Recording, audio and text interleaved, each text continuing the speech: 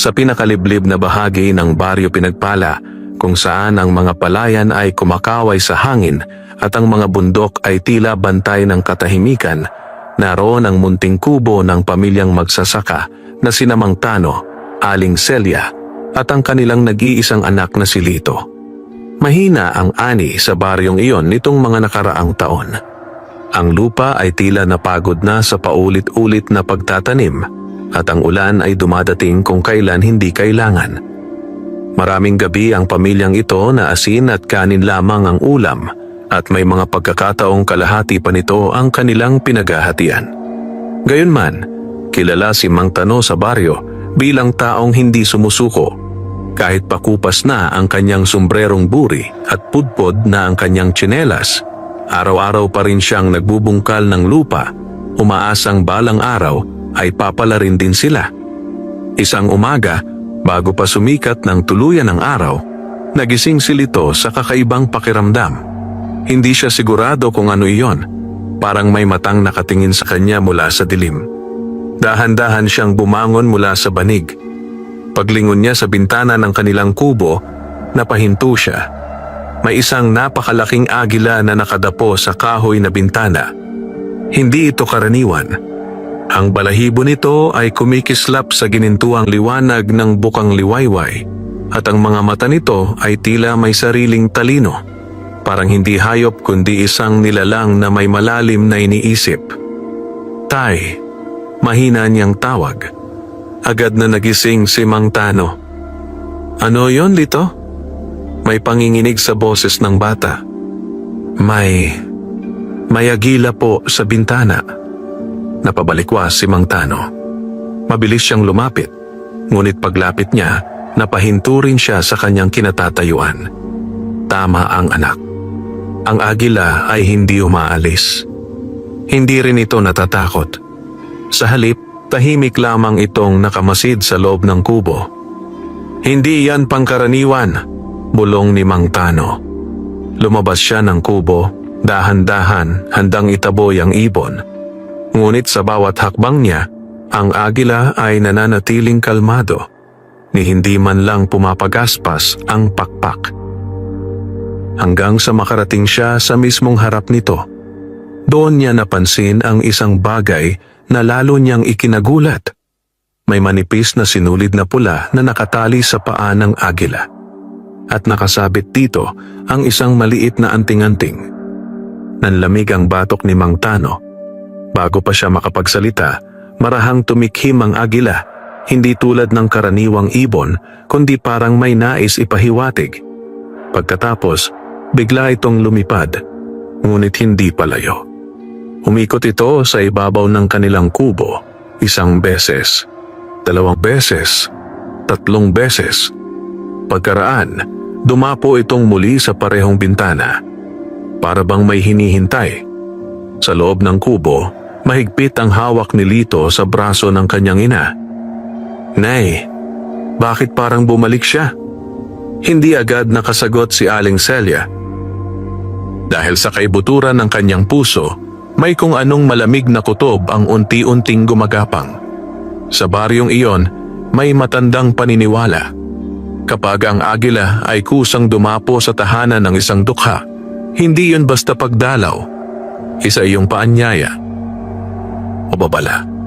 At hindi pa nila alam na sa pagdating ng mahiwagang agilang iyon, magsisimula ang sunod-sunod na pangyayaring babago sa kapalaran ng buong pamilya. Kinabukasan, hindi pa man tuluyang sumisikat ang araw sa Baryo Pinagpala, gising na si Mang Tano. Halos hindi siya nakatulog magdamag. Sa tuwing ipipikit niya ang kanyang mga mata, bumabalik sa kanyang isip ang mahiwagang agila na walang takot na nakadapo sa kanilang bintana. Tahimik siyang bumangon upang hindi magising ang mag-ina. Ngunit paglapit pa lamang niya sa bintana, agad na bumilis ang tibok ng kanyang puso. Naroon pa rin ang agila. Parang magdamag itong hindi umalis. Tahimik lamang itong nakadapo, ang mga matang tila nag-aabang. Sa unang liwanag ng umaga, mas malinaw niyang nakita ang nakatali sa paa ng ibon, ang pulang sinulid at ang maliit na anting-anting na kahawig ng lumang agimat. Napakagatlabi si Mang Tano. "Bakit ka narito, ha?" Mahina niyang bulong. Sa hindi maipaliwanag na dahilan, tila hindi siya kinakabahan. Sa halip, may kung anong nagtutulak sa kanyang lumapit. Dahan-dahan niyang iniunat ang kamay. Nagulat siya nang hindi man lang umurong ang agila. Sa halip, bahagya pa nitong ibinaba ang paa. Parang kusang ipinapakita ang nakasabit na anting-anting. Nanlaki ang mga mata ni Mang Tano. Maingat niyang hinawakan ang maliit na bagay. Mainit ito. Hindi tulad ng karaniwang metal na malamig sa umaga. Para itong may sariling buhay. "Tay," napalingon siya. Gising na si Lito at nakatayo na sa likuran niya. "Hinahayaan ka niya?" manghang tanong ng bata. Hindi agad nakasagot si Mang Tano. Sa halip, maingat niyang kinalas ang pulang sinulid mula sa paa ng agila. Walang pagtutol, walang pag-aspas. Tahimik lamang ang ibon, nakatitig sa kanya. Nang tuluyan niyang makuha ang anting-anting, saka lamang marahang pumagaspas ang malalaking pakpak ng agila. Isang malakas na ihip ng hangin ang pumasok sa kubo. Napapikit si Lito. At sa muling pagdilat niya, wala na ang agila. Naiwan ang katahimikan. At ang maliit na agimat sa palad ni Mang Tano. Lumapit si Aling Celia na kagigising lamang. "Ano yan?" Ipinakita ni Mang Tano ang nakuha niya. Isang bilog na anting-anting na may ukit na hindi pamilyar sa kanila. Parang sinaunang simbolo na paikot-ikot ang guhit. Biglang napakunot ang noo ni Aling Celia. Parang, "Hindi maganda ang kutob ko dyan," mahina niyang sabi. Ngunit bago pa makapagsalita si Mang Tano, biglang kumalabog ang kanilang pinto. Nagkatinginan ang mag-asawa. Muling kumalabog. Mas malakas. Parang may nagmamadali sa labas. Lumapit si Mang Tano at marahang binuksan ang pinto. Pumulaga sa kanila ang matandang si Kapidro, ang pinakamatandang lalaki sa baryo Pinagpala. Hingal na hingal ito, at baka sa mukha ang matinding takot. "May nakita ba kayong agila?" garalgal niyang tanong. Nanlamig ang paligid. Dahil sa baryong iyon, iisa lamang ang dahilan kung bakit tinatanong ng matanda ang tungkol sa mahiwagang agila. May paparating na hindi pangkaraniwang pangyayari. Napatitig si Mang Tano kay Kapidro. Ang matanda ay pawisan, hingal, at tila may matinding takot na hindi maikubli. Sa buong panahon na kilala siya ng mga taga-baryo Pinagpala, bihira siyang makitang ganito.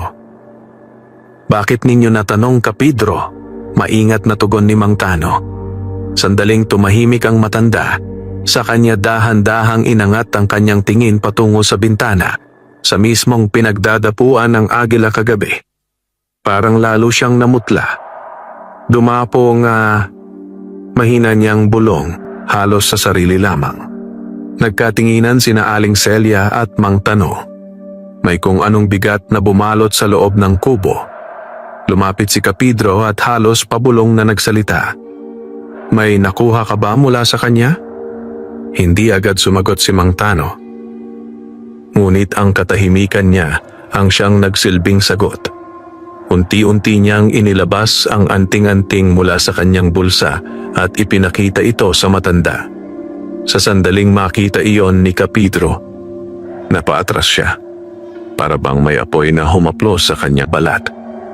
"Diyos ko," nanginginig niyang sabi. "Matagal ko nang hindi nakikita yan." Lalong kumunot ang noo ni Mang Tano. "Ano ba ito, Kapidro?"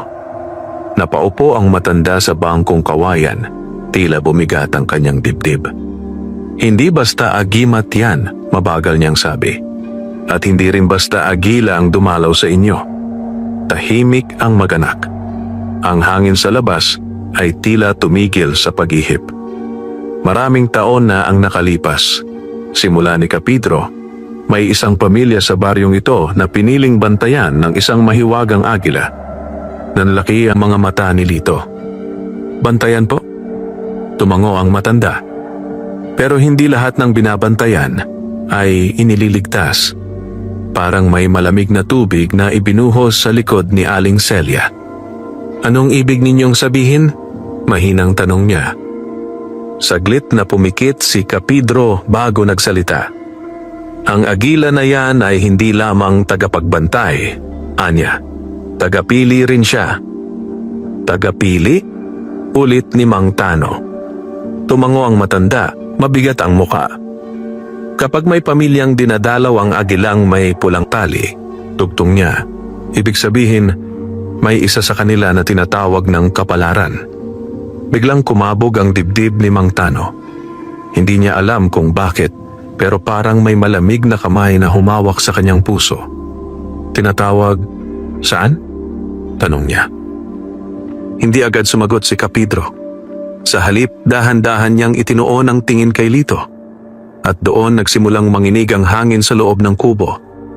Sa landas na hindi basta buhay ang kapalit, bulong ng matanda.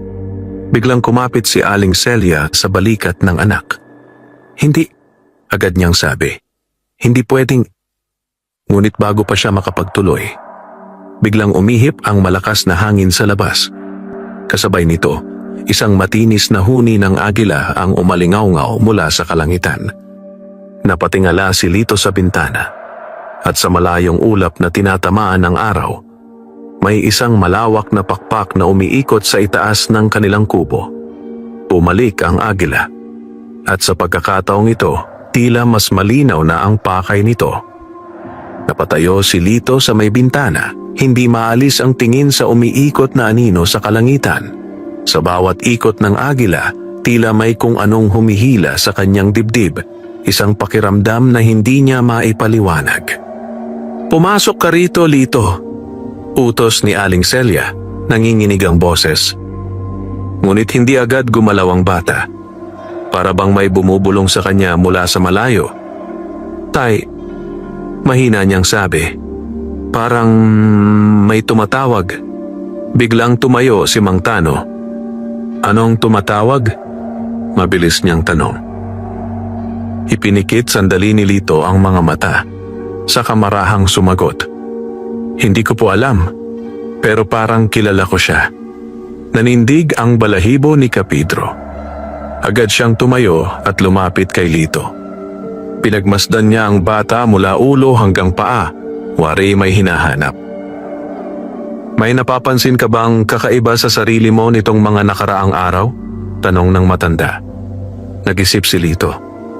"Parang mas malinaw po ang panaginip ko kagabi," sabi niya. "May bundok at may liwanag sa tuktok, tapos may malaking ibon na paikot-ikot." Napapikit si Pedro, para bang may kinumpirma sa kanyang isipan. "Dumating na nga," bulong niya. Kinabahan si Mang Tano. "Anong dumating ka, Pedro? Huwag ninyo kaming bitinin." Dahan-dahang humarap ang matanda sa mag-asawa. "Ang batang tinatawag ng agila," sabi niya. "Hindi siya pinipili ng basta-basta." Mas lalong humigpit ang yakap ni Aling Celia kay Lito. "Ayoko ng ganito, aniya. Anak ko yan." Lumambot ang mukha ni Kapidro, ngunit nanatiling mabigat ang kanyang tinig. "Kung maaari lang sana, Celia, pero kapag nagsimula na ang pagtawag, mahirap na itong pigilan." Biglang, tumunog ang anting-anting sa palad ni Mang Tano. Parang may marahang ugong na nanggagaling dito. Nagulat ang lahat. Mabilis itong binuksan ni Mang Tano. At sa kanilang harapan, unti-unting nagliwanag ang maliit na agimat. Hindi ito nakakasilaw, ngunit malinaw ang kakaibang sinag na lumalabas dito. Napaatras si Aling Celia. "Diyos ko." Tahimik na lumapit si Lito. Parang hinihila. "Lito, huwag!"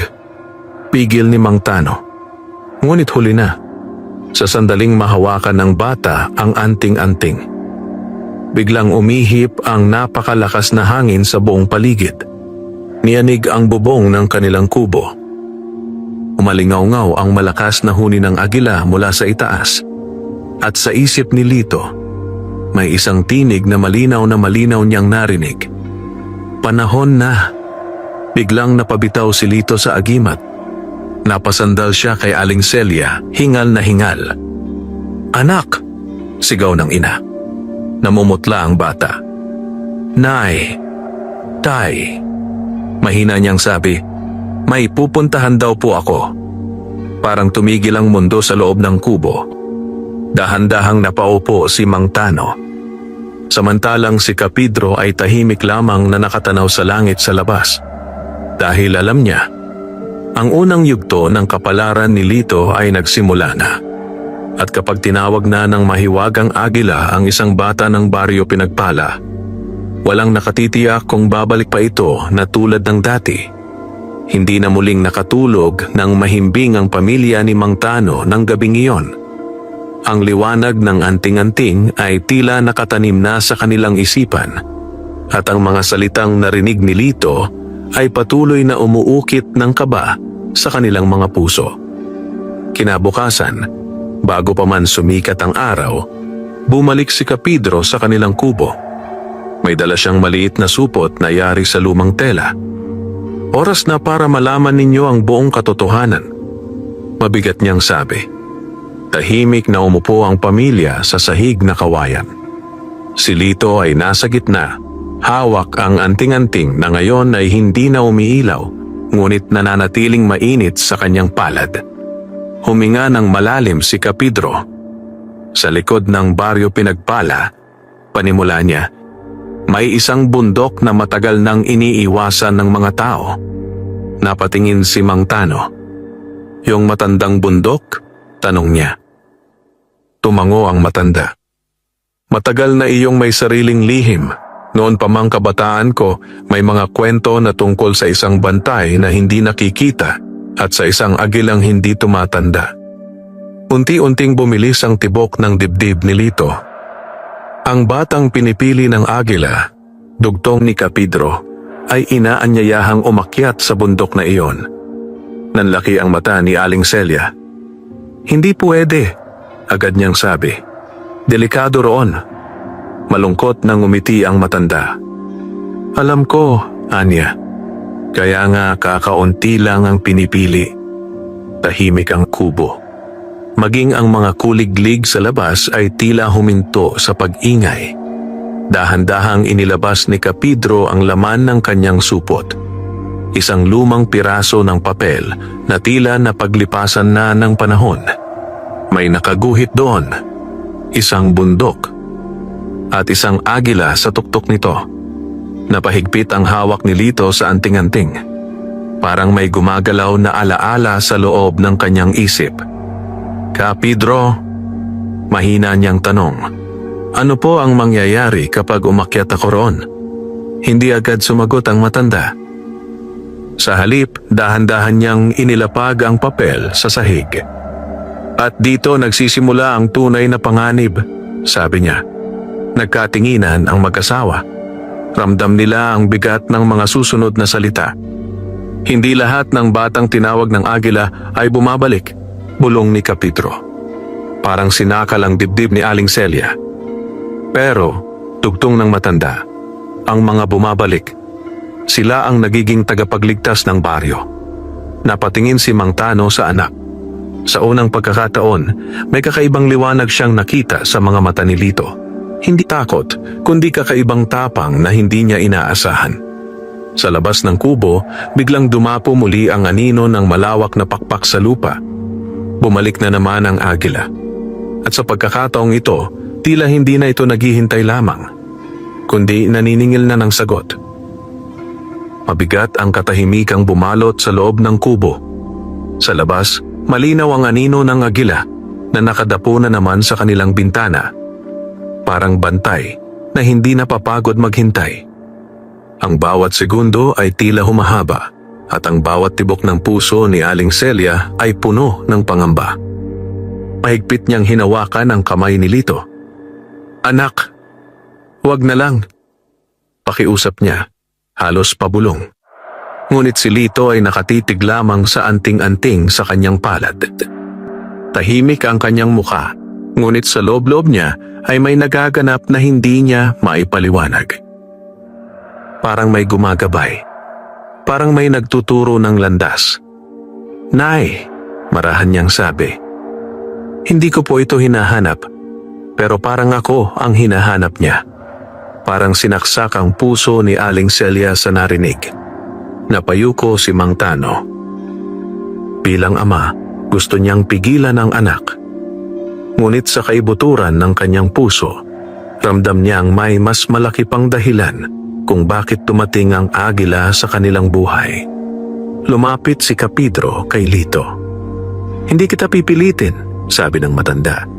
"Pero kapag tuluyan mong tinanggihan ang tawag, may kapalit din iyon." Napatingin si Mang Tano. "Anong kapalit?" tanong niya. Mabagal ang sagot ni Kapidro. "May panganib na darating sa baryo Pinagpala. Matagal na iyong natutulog, pero unti-unti na iyong gumigising." Ang lamig ang hangin. Parang may malamig na anino na gumapang sa paligid. Ang batang tinatawag ng agila, dugtong ng matanda. Siya lamang ang may kakayahang harapin iyon. Tahimik si Lito.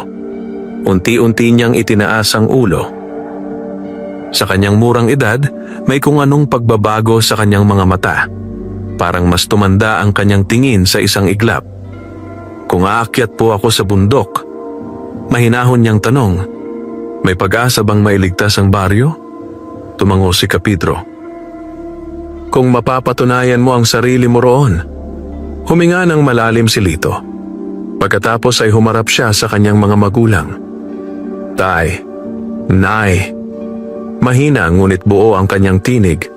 "Susubukan ko po." Parang gumuho ang mundo ni Aling Celia. Agad niyang niyakap ang anak ng mahigpit.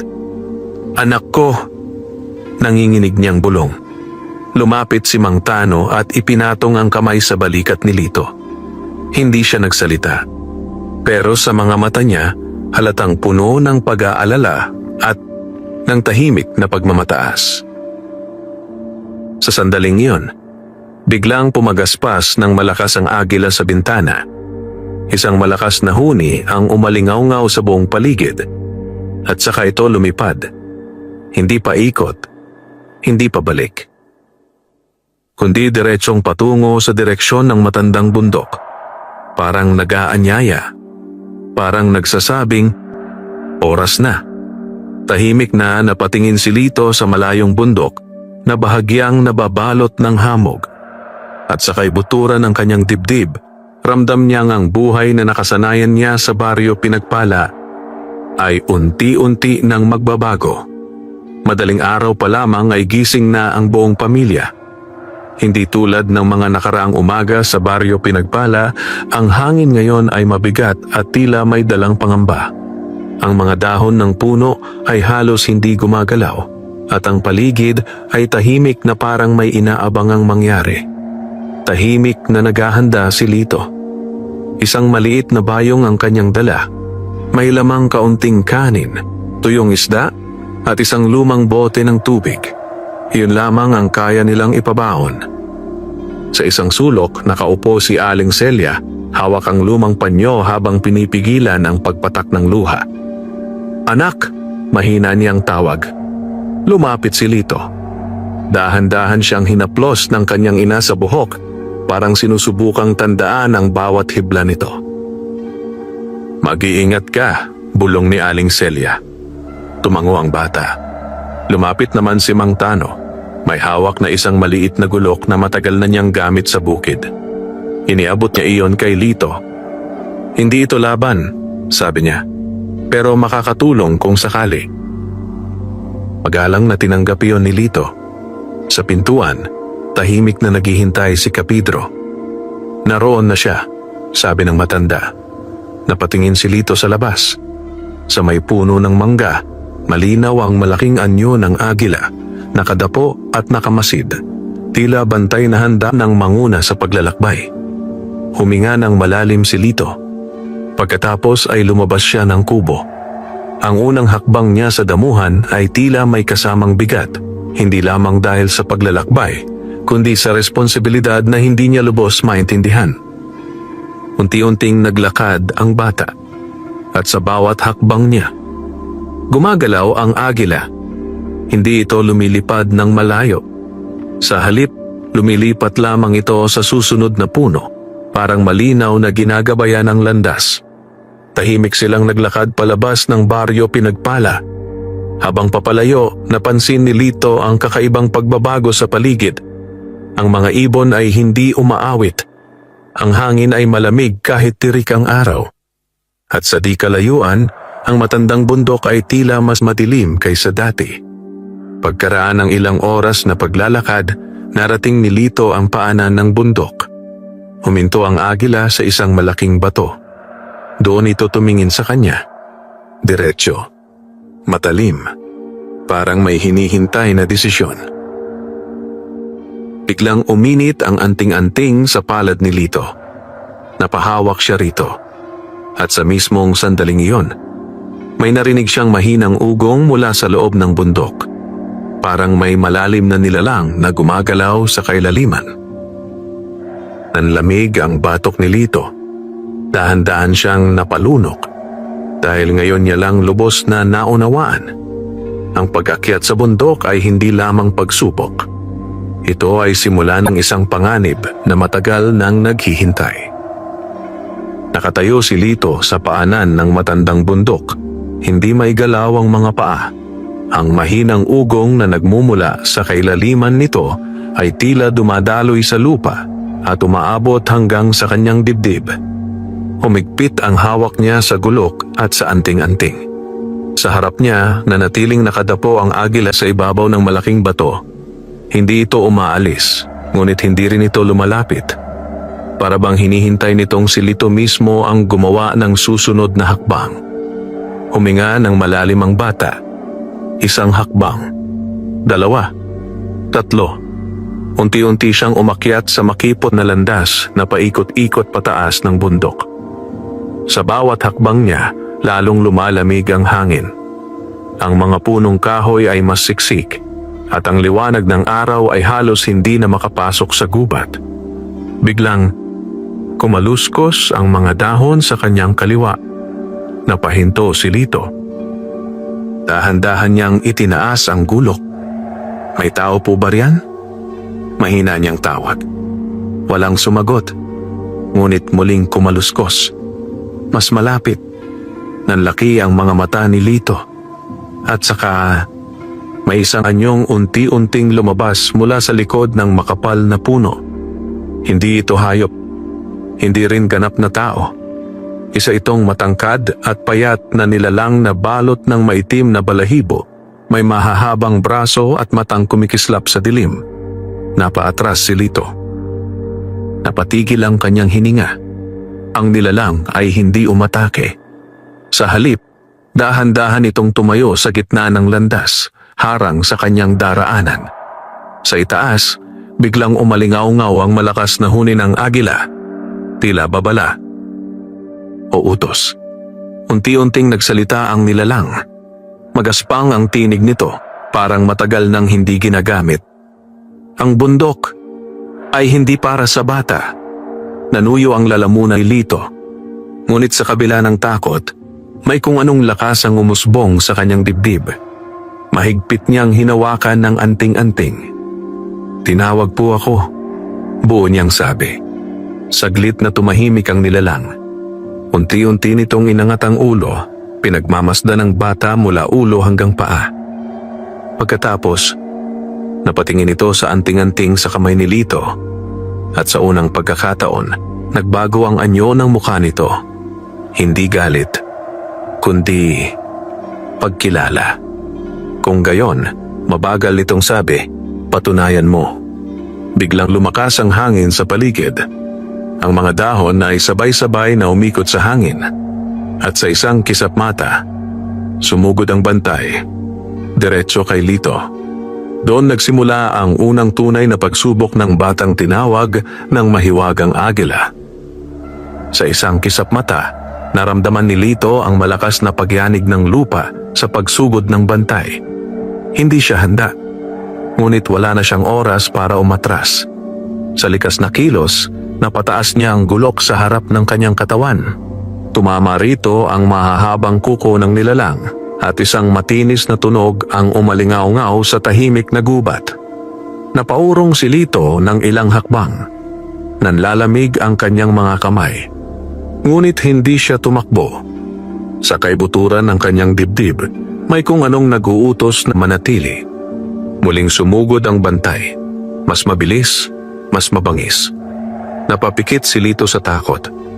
Ngunit sa mismong sandaling iyon, biglang uminit ang anting-anting sa kanyang palad. Isang banayad na liwanag ang kumalat mula rito. Hindi nakakasilaw ngunit sapat upang bahagyang umurong ang nilalang. Napadilat si Lito. May kakaibang lakas na gumapang sa kanyang mga braso. Hindi niya ito maintindihan. Pero ramdam niya. Huminga siya ng malalim at maring nagsalita kahit nanginginig ang boses. "Hindi po ako kalaban." Saglit na tumigil ang bantay. Ang matatalim nitong mata ay nakatuon sa liwanag ng anting-anting. Dahan-dahan itong umikot sa paligid ni Lito, parang sinusuri ang bawat galaw ng bata. Hindi na ito sumugod. Hindi na rin ito umatras. Sa halip, bigla itong nagsalita. Marami na ang umakyat. Magaspang nitong wika. Lahat sila bumagsak sa takot. Napahigpit ang hawak ni Lito sa gulok. "Hindi ko po alam kung matapang ako," tapat niyang sagot. "Pero kailangan ko pong subukan." Tahimik ang gubat. Maging ang hangin ay tila nakikinig. Saglit na yumuko ang bantay at nang muli itong tumingala, ang bagsik sa mga mata nito ay bahagyang nawala. Unti-unti itong umurong mula sa landas. Nagbigay daan. Nanlaki ang mga mata ni Lito. "Maaari ka nang dumaan," sabi ng bantay. "Ngunit tandaan mo, bata." Bahagyang lumalim ang tinig nito. Ang nasa itaas ay hindi lamang sumusubok ng tapang. Nanuyo ang lalamunan ni Lito. "Ano pa po?" mahina niyang tanong. Saglit na tumahimik ang nilalang bago sumagot. Sinusubok din nito ang puso. Pagkatapos ay tuluyan na itong umurong sa dilim ng kagubatan na parang hindi kailanman naroon. Muling umalingaw-ngaw ang huni ng agila sa itaas. Mas malinaw, mas malapit. Ibig sabihin, nakalagpas na siya sa unang bantay. Ngunit habang iniaangat ni Lito ang kanyang paa upang ipagpatuloy ang pag-akyat, mas lumakas ang ugong mula sa kailaliman ng bundok. At sa pagkakataong ito, tila may kung anong malaki ang tuluyan ng nagising. Mas mabigat na ang bawat hakbang ni Lito habang paakyat siya sa matandang bundok. Hindi na tulad kanina ang paligid. Ang hangin ay mas malamig. Ang gubat ay mas tahimik. At ang mahinang ugong na narinig niya kanina ay ngayon ay mas malinaw na. Parang tibok. Parang may pusong buhay sa loob ng bundok. Mahigpit niyang hawak ang gulok sa isang kamay at ang anting-anting sa kabila. Sa bawat hakbang, bahagyang umiinit ang agimat na para bang ginagabayan siya. Sa itaas, paminsan-minsang lumilipad ang mahiwagang agila, paikot ngunit hindi nawawala sa kanyang paningin. Makalipas ang mahabang pag-akyat, unti-unting numipis ang mga puno. At doon, sa wakas, narating ni Lito ang tuktok. Napahinto siya. Sa gitna ng malawak na clearing ay may isang sinaunang batong altar, balot ng lumot at bakas ng panahon. Sa ibabaw nito ay may ukit na kapareho ng simbolo sa kanyang anting-anting. Biglang bumilis ang tibok ng kanyang puso. Dahan-dahan siyang lumapit. Sa bawat hakbang niya, lalong lumiliwanag ang agimat sa kanyang kamay. At nang tuluyan siyang makatapat sa altar, biglang umalingaw-ngaw ang malakas na huni ng agila sa kalangitan. Napatingala si Lito. Mula sa itaas, maringal na bumaba ang mahiwagang agila at marahang dumapo sa ibabaw ng altar. Ngayon, mas malinaw niya itong nakita. Ang mga mata nito ay hindi tulad ng karaniwang ibon. Puno ng talino. Puno ng sinaunang hiwaga. Tahimik ang sandali. Pagkatapos, isang tinig ang umalingaw-ngaw sa isip ni Lito. Hindi malakas, ngunit malinaw na malinaw. "Ikaw ang pinili," Nanginig ang mga kamay ng bata. Para saan po? Mahina niyang naibulong. Saglit na tumahimik ang paligid. Pagkatapos ay muli niyang narinig ang tinig. Upang bantayan ang baryo Pinagpala laban sa gumigising na dilim. Sa mismong sandaling iyon, biglang yumanig ang buong bundok. Nabitawan ni Lito ang gulok. Mula sa gilid ng clearing, unti-unting bumuka ang lupa at mula sa kailaliman ay umangat ang maitim na usok na parang buhay. Nanlamig ang dugo ni Lito. Dahil naalala niya ang sinabi ni Kapidro, may matagal nang natutulog. At ngayon, tuluyan na itong nagising. Mahigpit na kumislap ang anting-anting sa kanyang palad. At sa unang pagkakataon, naunawaan ni Lito, ang pag-akyat niya sa bundok ay hindi ang katapusan ng pagsubok, kundi simula pa lamang ng laban para sa kapalaran ng baryo Pinagpala. Yumanig ang lupa sa ilalim ng mga paa ni Lito. Napaatras siya habang ang maitim na usok ay patuloy na umaahon mula sa bitak sa lupa. Hindi iyon ordinaryong usok. Ito ay gumagalaw, umiikot, at tila may sariling isip. Mahigpit na uminit ang anting-anting sa kanyang palad. Napahawak si Lito sa dibdib. Tay, Nay! Mahina niyang naibulong kahit alam niyang malayo na siya sa kanila. Sa ibabaw ng altar, nanatiling nakadapo ang mahiwagang agila. Hindi ito nagpakita ng takot. Sa halip, matalim nitong minamasdan ang umuusbong na dilim. Unti-unting nagkaroon ng hugis ang usok. Una, isang ulo. Sumunod, mahahabang braso na parang anino. At sa wakas, isang napakalaking anyo ang tuluyang umangat mula sa kailaliman. Nanlaki ang mga mata ni Lito. Ang nilalang ay tila gawa sa purong anino, ngunit ang mga mata nito ay nagliliyab sa mapusyaw na pula. Sa bawat galaw nito, ang hangin sa paligid ay lumalamig. Isang malalim at mabigat na tinig ang umalingaw-ngaw.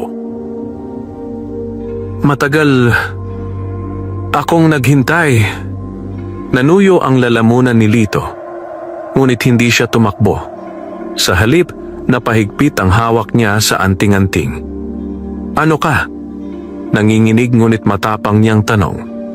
Umalingaw-ngaw ang mahinang halakhak ng nilalang. Ako ang nakalimutang bantay ng bundok na naging sumpa ng baryong ito. Nanindig ang balahibo ni Lito. Naalala niya ang babala ni Kapidro.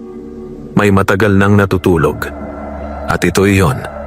Unti-unting lumapit ang nilalang, tumadaloy ang anyo nito na parang usok na may bigat. Marami nang dumating na katulad mo, wika nito. Lahat sila. Nabigo. Huminga ng malalim si Lito. Ramdam niyang nanginginig ang kanyang tuhod. Pero may kung anong mainit na lakas ang patuloy na dumadaloy mula sa anting-anting papunta sa kanyang dibdib. Sa itaas, biglang pumagaspas ang agila. Isang malakas na huni ang umalingaw-ngaw. Parang paalala, parang gabay. Dahan-dahang itinaas ni Lito ang anting-anting. At sa unang pagkakataon, kusang nagliwanag ito ng mas maliwanag kaysa dati. Napahinto ang anino.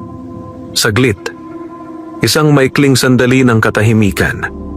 Pagkatapos ay muling nagsalita ang nilalang, ngunit ngayon ay may bahagyang pagbabago sa tinig nito. Kung gayon, ikaw ang susunod na susubok. Unti-unting lumawak ang anino nito. Tinatakpan ang lupa sa paligid ni Lito. At sa kaibuturan ng bundok, mas lumakas ang ugong. Dahil ang tunay na laban ng batang tinawag ng mahiwagang agila ay magsisimula pa lamang. Umiikot ang malamig na hangin sa tuktok ng matandang bundok habang patuloy na lumalawak ang anino sa harap ni Lito. Ang lupa sa paligid ay tila nilalamon ng dilim at ang bawat galaw ng nilalang ay may kasamang mabigat na ugong. Ngunit sa kabila ng takot, nanatiling nakatayo ang bata. Mahigpit niyang hawak ang anting-anting. Mainit. Mas mainit kaysa dati. Parang may tibok. Hindi mo ako matatakot, pilit niyang sabi, kahit ramdam niya ang panginginig ng kanyang boses. Bahagyang umalingaw-ngaw ang malalim na halakhak ng nilalang. Hindi takot ang sinusubok ko, bata, sagot nito, kundi kung hanggang saan ang kaya mong panindigan. Biglang umusad ang anino, hindi mabilis, ngunit sapat upang umatras ng bahagya si Lito. Napahigpit ang hawak niya sa gulok, ngunit bago pa siya makagawa ng hakbang, biglang kumislap ang anting-anting. Isang banayad ngunit matatag na liwanag ang kumalat sa kanyang paligid na tila bumubuo ng manipis na kalasag. Napahinto ang nilalang. Sa unang pagkakataon, umatras ito ng kalahating hakbang. Nanlaki ang mga mata ni Lito. May pag-asa. Bakit mo ipinaglalaban ang baryong iyon? Mabigat na tanong ng anino. Iniwan na sila ng kapalaran noon pa. Napahigpit ang panga ni Lito. Naalala niya ang kanilang kubo. Ang pagod na mukha ni Mang Tano. Ang mahigpit na yakap ni Aling Celia. At ang gutom na gabing pinagsaluhan nila. Dahil, iyon ang tahanan ko, buo niyang sagot. Biglang tumahimik ang paligid. Maging ang hangin ay tila huminto. Unti-unting nag-iba ang galaw ng anino. Hindi na ito kasing bangis ng kanina. Sa itaas, marahang pumagaspas ang mahiwagang agila. Isang malalim na huni ang umalingaw-ngaw. Parang pagsang-ayon. Parang pagbabantay. Muling nagsalita ang nilalang. Ngunit ngayon ay mas mababa ang tinig. Kung gayon, ipakita mo. Biglang dumilim ang paligid. Sa isang iglap, napalibutan si Lito ng umiikot na anino. Hindi na ito basta pananakot. Ito ay hamon. Ramdam ni Lito ang bigat sa kanyang dibdib, ang lamig sa kanyang mga buto, at ang takot na pilit kumakapit sa kanyang isip. Ngunit sa gitna ng lahat, pinikit niya ang kanyang mga mata. At mahigpit niyang niyakap ang anting-anting sa kanyang palad.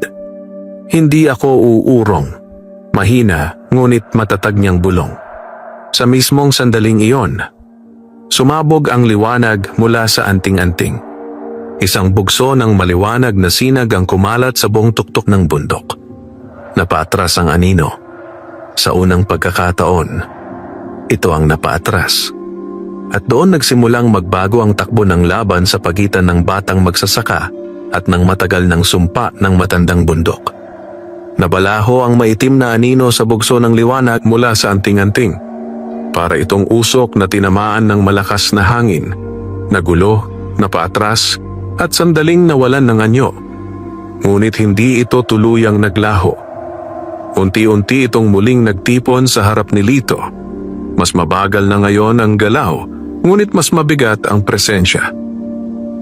Humihingal si Lito. Hindi niya inaasahan ang lakas na biglang sumiklab mula sa kanyang hawak. Nanginginig ang kanyang mga kamay, ngunit nananatili siyang nakatayo. Tahimik ang sandali. Pagkatapos ay nagsalita ang nilalang, hindi na singbangis ng kanina. Matagal na, mula nang may umabot sa ganitong lakas. Napakunot ang noo ni Lito. Ano ka ba talaga? Muli niyang tanong. Sa unang pagkakataon, hindi agad sumagot ang anino. Sa halip, bahagya itong umurong at napatingin sa sinaunang altar sa likuran ni Lito. At dahil umabot ka rito, mabagal nitong wika, panahon na para malaman mo ang katotohanan. Biglang humina ang malamig na hangin. Ang ugong mula sa bundok ay naging mas mababa, parang nakikinig. Unti-unting nagiba ang hugis ng anino. Hindi na ito ganap na mabangis ang tindig. Sa halip, tila may bigat na lungkot sa galaw nito. Ako ay hindi ipinanganak na sumpa, sabi nito. Nanlaki ang mga mata ni Lito. Matagal na panahon ang nakalipas. Ako ang unang bantay ng bundok na ito. Parang may malamig na tubig na bumuhos sa batok ng bata. Bantay? Bulong niya. Tumango ang nilalang. Pinili rin ako. Tulad mo. Biglang bumigat ang dibdib ni Lito. Sa itaas, marahang umikot ang mahiwagang agila, tahimik na nakamasid. Ano pong nangyari? Mahinang tanong ni Lito. Saglit na tumahimik ang nilalang bago sumagot. Natakot ako. Diretso nitong wika. At nang piliin ko ang sarili kong kaligtasan kaysa sa baryo, doon nagsimula ang sumpa ko. Nanikip ang dibdib ni Lito. Ngayon niya nauunawaan. Ang nilalang sa harap niya ay hindi lamang kalaban. Ito ay babala. Unti-unting lumapit ang anino, ngunit hindi na nananakot. Bata, mabigat nitong sabi, ang liwanag na hawak mo ay may kapalit. Napahigpit ang hawak ni Lito sa anting-anting. Anong kapalit? Saglit na tumingin ang nilalang sa malawak na kalangitan. Pagkatapos ay ibinalik nito ang tingin sa bata. Kapag tinanggap mo ang tungkulin ng bantay, mabagal nitong wika, hindi na muling magiging karaniwan ang buhay mo. Tahimik ang bundok. Maging ang hangin ay tila naghintay sa sagot ni Lito. Sa murang edad niya, nakatayo siya sa pagitan ng dalawang landas. Ang manatiling isang simpleng anak ng magsasaka o tanggapin ang kapalarang maaaring maglayo sa kanya sa lahat ng mahal niya at sa kaibuturan ng kanyang dibdib. Unti-unting bumibigat ang desisyong kailangan niyang gawin. Tahimik ang tuktok ng matandang bundok. Ang malamig na hangin ay marahang umiikot sa paligid ni Lito habang ang anino sa kanyang harapan ay naghihintay. Hindi na bilang kalaban, kundi bilang saksi sa isang pasyang magbabago sa kapalaran ng bata. Mahigpit na nakasara ang kamao ni Lito sa anting-anting. Mainit pa rin ito. Parang may sariling tibok. Kung tatanggapin ko, mahina niyang tanong, ano ang mangyayari sa akin? Matagal bago sumagot ang dating bantay. Magiging tagapagbantay ka ng baryo Pinagpala, Anito. Makikita mo ang mga panganib bago pa ito dumating. Mararamdaman mo ang mga dilim na hindi nakikita ng karaniwang tao. Napayuko si Lito. Naalala niya ang kanilang maliit na kubo. Ang simpleng buhay. Ang pangarap niyang makatulong lamang sa bukid kasama ang kanyang ama. Pero, dagdag ng nilalang, may kapalit ang kapangyarihan. Unti-unting bumigat ang hangin. Ano po iyon? Mahina ngunit buo ang tanong ni Lito. Saglit na tumingin ang anino sa mahiwagang agila sa itaas, saka muling ibinalik ang tingin sa bata. Kapag tuluyan mong tinanggap ang tungkulin, mabagal nitong sabi, hindi ka na maaaring mamuhay na parang ordinaryong bata. Nanikip ang dibdib ni Lito. Maaaring dumating ang panahong kailangan mong lumayo sa kanila upang mapanatiling ligtas ang baryo. Parang may kumuyom sa puso ng bata. Sa kanyang isip, malinaw ang mukha ni Aling Celia, ang mahigpit na yakap nito kanina, at si Mang Tano ang tahimik ngunit matatag na tingin. Tahimik siyang napapikit. Sa itaas, marahang umikot ang agila. Parang naghihintay. Parang nagbibigay galang sa kanyang pasya. Huminga ng malalim si Lito. Pagmulat niya ng mata, iba na ang tingin niya. May takot pa rin, ngunit mas malinaw ang tapang. Kung hindi ko po tatanggapin, mahina niyang tanong, ano ang mangyayari sa baryo? Sumagot ang dating bantay nang walang pag-aatubili. Unti-unting lalakas ang dilim, at pagdating ng panahon, walang makakapigil dito. Tahimik ang bundok. Walang ibon, walang hangin. Parang ang buong kalikasan ay nakatingin kay Lito. Dahan-dahan niyang itinaas ang anting-anting. Mahigpit, buong buo. Kung ganoon, marahan ngunit matatag niyang sabi, pipiliin ko ang baryo. Sa mismong sandaling iyon, biglang sumiklab ang maliwanag na liwanag mula sa anting-anting. Napapikit si Lito. Umalingaw-ngaw ang malakas na huni ng mahiwagang agila sa kalangitan. At sa harap niya, ang dating bantay ay dahan-dahang napayuko. Parang sa wakas ay may hinihintay itong kapalit. dahil ang batang anak ng magsasaka ay tuluyan ng tumatahak sa landas ng isang tunay na tagapagbantay. Sumiklab ang liwanag mula sa anting-anting na hawak ni Lito.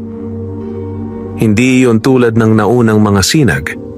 Ngayon ay mas malawak, mas maliwanag, at tila may sariling pulso na umaabot hanggang sa kalangitan. Napapikit ang bata sa tindi ng liwanag, ngunit hindi niya binitiwan ang agimat. Sa ibabaw ng altar, malakas na pumagaspas ang mahiwagang agila. Umalingaw-ngaw ang huni nito, malalim, maringal at puno ng sinaunang kapangyarihan. Unti-unting lumuhod ang dating bantay sa harap ni Lito, hindi bilang kalaban, kundi bilang tagapagmana ng isang tungkulin. Tinanggap mo, mabigat ngunit payapang wika nito. Humihingal si Lito nang maglaho ang matinding liwanag. Nang muling luminaw ang kanyang paningin, napansin niyang ang anting-anting sa kanyang palad ay nagbago. Ang dating mapusyaw na ukit ay ngayon ay malinaw na kumikislap. Parang buhay. Parang gising. Anong nangyayari sa akin? Mahina niyang tanong. Nararamdaman niya ang kakaibang init na dumadaloy mula sa kanyang dibdib patungo sa buong katawan. Hindi masakit, ngunit makapangyarihan. Sumagot ang dating bantay. Tinanggap ka na ng bundok. Sa itaas, marahang bumaba ang mahiwagang agila at dumapo sa tabi ni Lito. Mas malapit kaysa dati. Hindi na ito tila malayo at misteryoso. Para na itong bantay na kasama niya. Dahan-dahang nagsalita ang tinig sa isip ni Lito. Ikaw na ang susunod. Nanlaki ang mga mata ng bata. Ngunit bago pa siya makapagtanong, biglang nagbago ang hangin sa paligid. Mula sa gilid ng bundok, muling umangat ang manipis na usok. Ngunit hindi na tulad ng kanina. Mas marami. Mas malawak. Napatingin ang dating bantay sa malayo. Hindi pa tapos, mabigat nitong sabi. Nanlamig ang batok ni Lito. Ano pong ibig ninyong sabihin? Dahan-dahang tumingin ang nilalang sa kanya. Ang paggising ko ay simula pa lamang. Anito? May mas malalim pang dilim na matagal nang nakakadena sa kailaliman ng bundok. Biglang bumilis ang tibok ng puso ni Lito. Sa malayo, ang lupa ay muling bahagyang yumanig. Ang manipis na bitak sa lupa ay unti-unting lumawak. At mula roon, may mas malamig na hangin na umangat. Mas mabigat. Mas mapanganib. Mahigpit na humawak si Lito sa anting-anting. Ngayon niya lubos na naunawaan. Ang pagiging tagapagbantay ay hindi nagtatapos sa isang laban. Ito ay simula ng mas malaking tungkulin. At habang umiikot sa itaas, ang mahiwagang agila. Unti-unting nagdidilim ang langit sa ibabaw ng baryo Pinagpala. Unti-unting dumilim ang kalangitan sa ibabaw ng matandang bundok. Hindi ito dulot ng ulap. Hindi rin ang dapit hapon. Ito ay parang aninong gumagapang mula sa kailaliman. Mabagal ngunit tiyak. Mahigpit ang hawak ni Lito sa anting-anting. Ramdam niya ngayon ang bawat pintig nito na para bang nakikiayon sa tibok ng kanyang puso. Sa kanyang harapan, nanatiling nakaluhod ang dating bantay, ngunit ang mga mata nito ay nakatuon sa lumalawak na bitak sa lupa. Gumagalaw na siya. Mabigat nitong bulong. Nanlamig ang likod ni Lito. Sino po? Tanong niya. Saglit na tumahimik ang nilalang bago sumagot. Ang tunay na pinagmulan ng sumpa. Parang humigpit ang hangin sa paligid. Sa loob ng bitak, may marahang pagyanig. Parang may napakalaking bagay na kumikilos sa kailaliman ng bundok. Biglang pumagaspas ang mahiwagang agila sa tabi ni Lito. Isang malakas na huni ang umalingaw-ngaw, hindi na paalala kundi babala. Napalingon si Lito sa malawak na tanawin ng baryo Pinagpala sa ibaba. Sa kabila ng layo, may kung anong kumirot sa kanyang dibdib. Parang may panganib na unti-unting lumalapit sa kanyang tahanan. Hindi natin siya pwedeng hayaang makawala, mariin niyang sabi. Kahit may bahagyang panginginig ang boses, unti-unting tumayo ang dating bantay. Sa unang pagkakataon mula nang magkaharap sila, tila may paggalang sa kilos nito. Kung ganoon, anito, handa ka na sa susunod na pagsubok. Huminga ng malalim si Lito. Anong kailangan kong gawin? Dahan-dahang itinuro ng nilalang ang lumalawak na bitak. Bumaba sa kailaliman at harapin ang puso ng dilim. Nanuyo ang lalamunan ni Lito. Sa ibaba ng bitak ay puro kadiliman, walang liwanag, walang kasiguraduhan kung gaano ito kalalim. Ngunit bago pa siya makapagsalita, biglang kumislap ang anting-anting sa kanyang palad. Mas maliwanag, mas matindi. At sa kanyang isip, muling umalingaw-ngaw ang tinig ng mahiwagang agila. Hindi ka nag-iisa. Napatingin si Lito sa ibon. Tahimik itong nakamasid sa kanya. Hindi umatras. Hindi natatakot. Dahan-dahang tumango si Lito sa sarili. Pagkatapos, humakbang siya palapit sa gilid ng bitak. Ang malamig na hangin mula sa kailaliman ay sumalubong sa kanyang mukha. Madilim, malalim, at puno ng hindi pa niya nakikilalang panganib. Ngunit bilang bagong tagapagbantay ng Baryo Pinagpala, alam niyang wala na siyang atrasan. Nakatayo si Lito sa gilid ng malalim na bitak. Mula sa kailaliman ay umaakyat ang malamig at mabigat na hangin, parang hininga ng isang nilalang na matagal nang nakakulong. Sa bawat bugso nito, tila mas bumibigat ang kanyang dibdib. Mahigpit niyang hinawakan ang anting-anting. Hindi na siya nanginginig tulad kanina. May kaba pa rin. Ngunit ngayon, may kasamang kakaibang tatag. Sa kanyang likuran, marahang nagsalita ang dating bantay. Kapag bumaba ka riyan, wala nang kasiguraduhan ang daan pabalik. Hindi lumingon si Lito. Alam ko po, mahina ngunit buo niyang sagot. Sa itaas, umikot ang mahiwagang agila at marahang dumapo sa isang nakausling bato malapit sa gilid ng bitak. Ang matatalim nitong mata ay nakatutok kay Lito. Parang tahimik na sumusuporta. Huminga ng malalim ang bata. Pagkatapos ay dahan-dahan siyang nagsimulang bumaba. Una, kumapit siya sa matitibay na ugat ng punong nakasabit sa gilid ng bangin. Maingat ang bawat galaw, bawat hakbang ay sinusukat. Habang papalalim siya, lalong dumidilim ang paligid. Ang liwanag mula sa itaas ay unti-unting lumiliit, at ang ugong mula sa kailaliman ay mas lumalakas. Parang may pusong napakalaki na tumitibok sa ilalim ng bundok. Napahinto si Lito nang biglang kumaluskos ang pader ng bangin sa kanyang kanan. Mabilis siyang napalingon. Sa dilim, may mga aninong gumagapang sa pader. Manipis, pahaba, at tila buhay. Nanlamig ang batok niya. Mahigpit niyang hinawakan ang anting-anting. Sa sandaling iyon, marahang nagliwanag ang agimat, nagbibigay ng sapat na sinag upang maaninag niya ang nasa paligid. At doon niya nakita, hindi basta anino ang gumagalaw sa pader. Ito ay maliliit na nilalang na parang usok na may mga matang mapupula, nakadikit sa bato at unti-unting gumagapang palapit sa kanya. Nanuyo ang lalamunan ni Lito. Ngunit naalala niya ang sinabi ng dating bantay. Hindi lang tapang ang sinusubok, pati puso. Huminga siya ng malalim. At sa halip na umatras, mariin niyang sinabi, "Hindi ako naparito para makipaglaban, kundi para tapusin ang sumpa." Saglit na tumigil ang mga nilalang. Parang nagulat, parang nakinig. Unti-unting lumakas ang liwanag ng anting-anting sa kanyang palad. At sa unang pagkakataon, ang mga gumagapang na anino ay bahagyang umurong mula sa kanyang dinaraanan. Dahan-dahang nagpatuloy si Lito sa paglusong. Mas malalim, mas madilim, mas mapanganib. At sa ibaba, may kung anong naghihintay na matagal nang gustong makalaya. patuloy ang pagbaba ni Lito sa kailaliman ng matandang bundok. Halos wala ng liwanag mula sa itaas.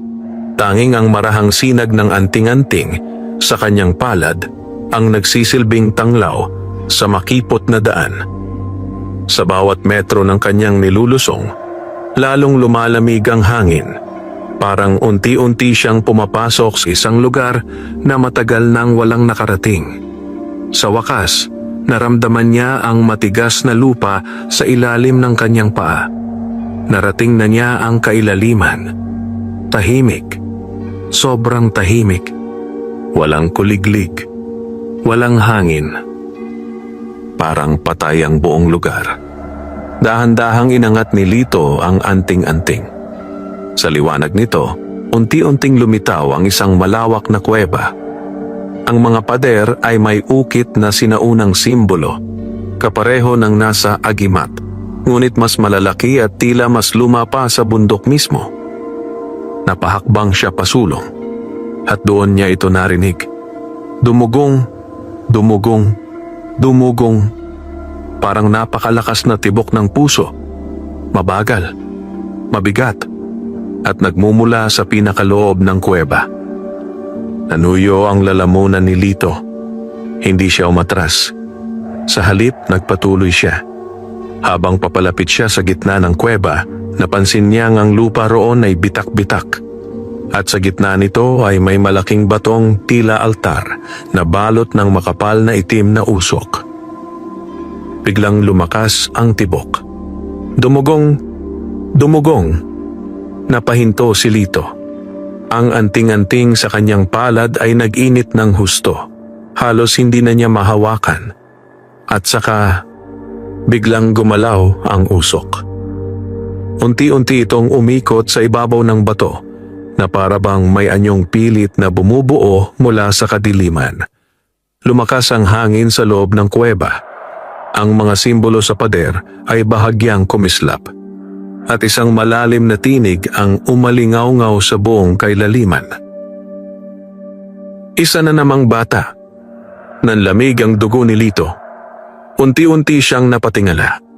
Sa ibabaw ng batong altar, ang maitim na usok ay nagsimulang humubog. Mas malaki kaysa sa naunang bantay. Mas mabigat. Mas nakakatakot. Dalawang nagliliyab na mata ang unti-unting lumitaw sa loob ng dilim. Lumipas ang maraming taon, dugtong ng tinig, bago muling may naglakas loob na bumaba rito. Mahigpit na napalunok si Lito, ngunit hindi siya umatras. Sa halip, itinaas niya ang anting-anting. At sa unang pagkakataon sa kailaliman, muling sumiklab ang liwanag. Nagkatinginan ng bata at ang puso ng dilim. At malinaw na ngayon, ang susunod na mangyayari ay magtatakda ng kapalaran ng Baryo Pinagpala. Nagbanggaan ang liwanag at dilim sa gitna ng kuweba. Mula sa palad ni Lito ay sumisiklab ang malinaw na sinag ng anting-anting, habang sa ibabaw ng sinaunang altar ay patuloy na lumalaki ang anyo ng maitim na nilalang. Ang dalawang nagliliyab nitong mata ay tila apoy na nakabaon sa kailaliman ng gabi. Ngunit sa kabila ng nakakatakot na presensya, hindi umatras si Lito. Huminga siya ng malalim at tumindig ng tuwid. Ako ang bagong tagapagbantay ng Baryo Pinagpala, buo niyang sabi. Saglit na tumahimik ang kuweba.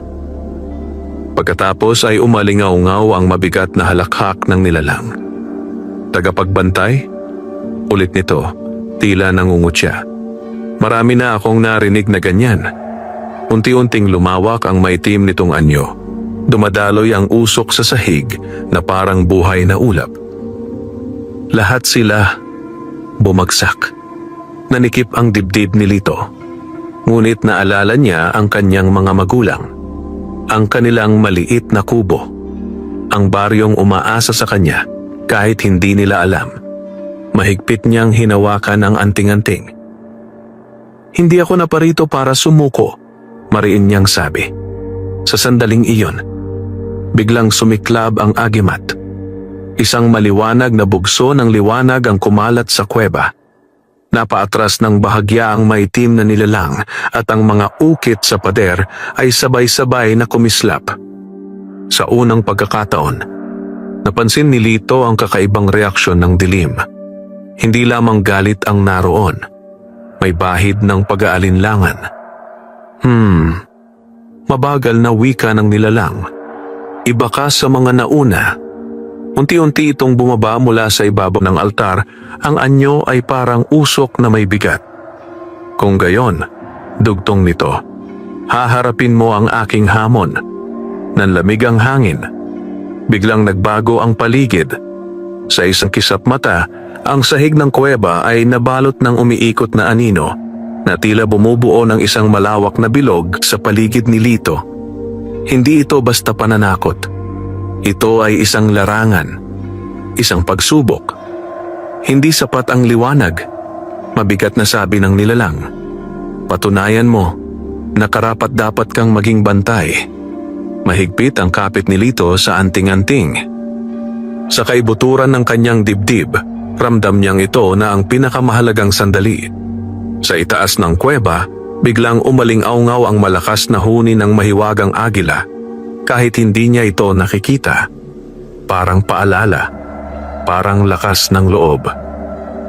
Dahan-dahang tumayo ng matatag si Lito sa gitna ng umiikot na anino. Handa, dahil ang susunod na sandali, ang magpapasya kung siya nga ba ang batang pinili ng kapalaran o ang susunod na mabibigo sa kailaliman. Tahimik ang kuweba. Sa gitna ng umiikot na anino, nakatayo si Lito. Maliit sa paningin, ngunit matatag ang tindig. Ang anting-anting sa kanyang palad ay patuloy na kumikislap, sumasabay sa pintig ng kanyang puso. Sa harap niya, unti-unting lumawak ang anyo ng puso ng dilim. Simulan na natin, mabigat nitong wika. Biglang sumiklab ang anino mula sa sahig, parang mga alon ng kadiliman na sabay-sabay sumugod kay Lito. Ngunit sa pagkakataong ito, hindi na siya natigilan. Mariin niyang ipinikit ang mga mata at inangat ang anting-anting. Hindi ako lalaban para sa sarili ko. Mahina ngunit buo niyang bulong. Para ito sa baryo Pinagpala. Sa mismong sandaling iyon, sumabog ang liwanag. Mas maliwanag kaysa dati. Mas mainit. Mas buhay. Ang bugso ng sinag ay kumalat sa buong kuweba. Tinamaan ang umiikot na anino at unti-unti itong pinaurong. Umalingaw-ngaw ang malalim na ungol ng nilalang. Hindi galit, kundi tila paghihirap. Nanlaki ang mga mata ni Lito. Sa liwanag ng anting-anting, may nakita siyang kakaiba sa loob ng dilim. Hindi purong kasamaan, kundi parang bahagi ng isang nilalang na matagal nang nasaktan. Naalala niya ang sinabi ng dating bantay. Ang sumpa ay nagsimula sa takot. Huminga ng malalim si Lito at sa halip na magpatuloy sa pag-atake, dahan-dahan niyang inilapit ang anting-anting sa gitna ng umiikot na usok. Hindi kita kailangang wasakin, marahan niyang sabi. Kailangan lang matapos ang sumpa. Saglit na tumigil ang paggalaw ng dilim. Parang nagulat, parang nakinig. Sa itaas, malakas na umalingaw-ngaw ang huni ng mahiwagang agila. At sa unang pagkakataon, ang nagliliyab na mga mata ng nilalang ay bahagyang humina. Unti-unting nagbago ang anyo ng usok. Ang mabangis na galaw ay naging mabagal. Ang mabigat na presensya ay gumaan. Hanggang sa biglang sumiklab ang huling liwanag mula sa anting-anting. Napapikit si Lito. Isang malakas na alon ng hangin ang umikot sa kuweba. At nang muling luminaw ang kanyang paningin, unti-unti nang naglalaho ang maitim na usok. Tahimik, payapa. Ang malalim na ugong sa loob ng bundok ay unti-unting nawala. Tapos na. Huminga ng malalim si Lito, nanginginig ang mga tuhod ngunit nakatayo pa rin. Sa likuran niya, marahang dumapo ang mahiwagang agila. Sa kanyang isip, muling umalingaw-ngaw ang tinig. Natupad mo. Sa sandaling iyon, ang liwanag ng anting-anting ay naging banayad na lamang, parang isang tahimik na apoy na handang magbantay. Makalipas ang ilang araw, muling sumikat ang payapang umag sa baryo Pinagpala. Mas maliwanag ang sikat ng araw, mas sariwa ang hangin. At sa may bintana ng kubo ni Mang Tano, nakadapo ang mahiwagang agila. Sa loob, mahigpit na niyakap ni Aling Celia ang kanyang anak. "Salamat at nakauwi ka," pabulong niyang sabi. Ngumiti si Lito. Pagod, ngunit buo. Sa labas, marahang pumagaspas ang agila bago ito lumipad pataas sa maliwanag na langit. At mula noon, sa tuwing may panganib na lalapit sa baryo Pinagpala, may isang batang tahimik na nagbabantay. May hawak na anting-anting at pusong hindi kailanman susuko. Wakas,